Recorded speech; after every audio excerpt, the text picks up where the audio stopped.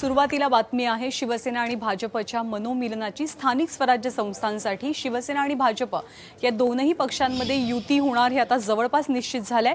बैठकीमध्ये हा निर्णय घेण्यात आलेला आहे आणि सकारात्मक संकेत मिळालेले आहेत दोनही पक्षांकडून।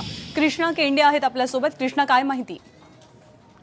ज्ञानदा, आज जे बैठकांचं सत्र झालं त्यामध्ये जवळपास निश्चित झालेलं आहे की स्थानिक स्वराज्य संस्थेच्या निवडणुका ज्या आहेत त्यामध्ये युती करायची आणि त्यानुसार रावसाहेब दानवे आणि शिवसेना नेत्यांमध्ये जी बैठक झाली त्यानुसार एक निवेदन सध्या तयार केलं जात आहे आणि त्यानंतर हे निवेदन जाहीर केलं जाईल आणि त्यानंतर प्रत्येक पक्ष आपल्या स्थानिक पदाधिकारी आहेत ज्या जिल्ह्यांमध्ये निवडणूक आहेत त्या जिल्ह्यामधल्या जिल्हाधिकाऱ्यांना सूचना देतील आणि दोघंही एकत्रित बसून युतीच्या संदर्भात निर्णय घेतील।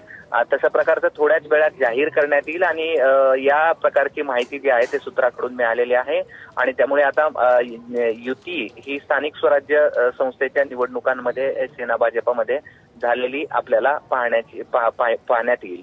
कृष्ण, महापालिकेचे काही संकेत मिळालेत? मुळातच ही चर्चा जी झालेली होती ती स्थानिक स्वराज्य संस्थेची होती आणि त्यामुळे असं लक्षात येतं की पुढेही हे अशाच प्रकारच्या निवडणुकांचा फॉर्म्युला ठेवला जाईल। मात्र आत्ताचा जो निर्णय आहे ते सर्वाधिकार जिल्हाध्यक्ष जे आहेत ते प्रत्येक पक्षाचे दोन्हींनाही देण्यात आलेले आहेत आणि त्यामुळे जागा कुठल्या कोणाला द्यायच्या किंवा कुठल्या जागेवर कोणी लढायचं हे देखील ठरवण्यात येईल।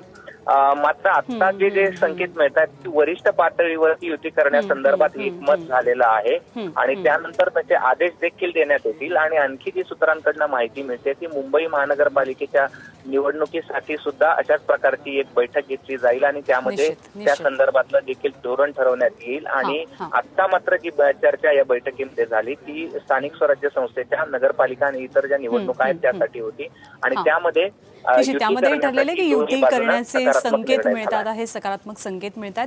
कृष्णा, धन्यवाद या सगळ्या सविस्तर माहितीबद्दल।